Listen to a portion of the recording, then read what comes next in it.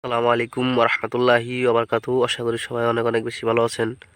তো আজকে চলে আসছি আমাদের মামার খেসারি কলাই খেতে। এখানে দেখতে পাইতেছেন যে এই যে আপনার খেসারির এই আগা, এগুলা আপনার কলই কলই হিসাবে ব্যবহার করা। এই যে ফুল আসছে, এই যে যেগুলা কলাই মাথা, এগুলা হলে আপনার শাক রান্না করে খাইতে খুব মজা। হাটে বাজারে অনেক জায়গায় এগুলা কৃষকরা তুলে আনে, তবে দাম অনেক বেশি। আপনার আমরা যে এরকম করে তুলতাছি, এরকম কিন্তু হাট বাজার উঠে না।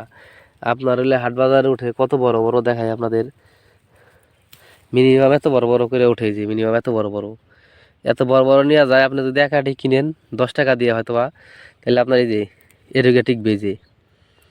তো আপনারা কেনার সময় অবশ্যই খেয়াল করে কিনবেন যে এটুকে কিনলে কয় আটি আপনার কিনা লাগতে পারে, সেই হিসাব করে কিনতে হবে।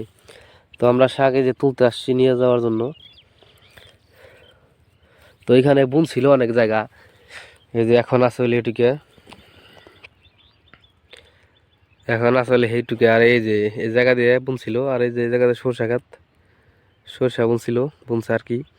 আর এই জায়গাতে নিয়েছিল এই যে গরুরে কেটে নিয়ে খাওয়াইতেছে। আবার এগুলা উঠাইয়া পাকাইতে গেলে অনেক সময়ের দরকার। তো সময় হইলে এই জায়গায় চারের মধ্যে এড়িয়ে দাম মেরে হলে সবাই আর মানে খেত প্রতিদিন থাকবো। এই কারণে হইলো এখন গরুরে, মূলত গরুরে খাওয়ানোর জন্য বুনছে।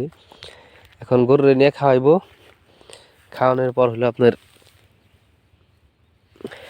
পর হলো নিয়ে আপনার ইয়ে সরষা ক্ষেতের সমানে ইরি ধান বুনবে।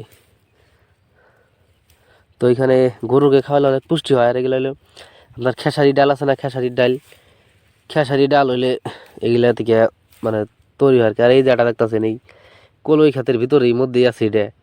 এটা হলে শিয়ালের অ্যাংটা বলে আমাদের এখানে। মানে এটা আর কি শাক হিসাবে খাওয়া যায় না, গরুরে খাওয়ানো যায়। এটা প্রায় কলইয়ের মতোই দেখতে, কলাইতে এগুলা থাকে। এই শিয়ালের অ্যাংটা বলে এটাকে। আপনারা যারা গ্রামে থাকেন তারা হয়তো চিনবেন শিয়ালের অ্যাংটা জিনিসটা কি। আমরা মোটামুটি অনেক শাক তুলতে আসি আর কি, অনেকটি তুলছি। দেখাই যে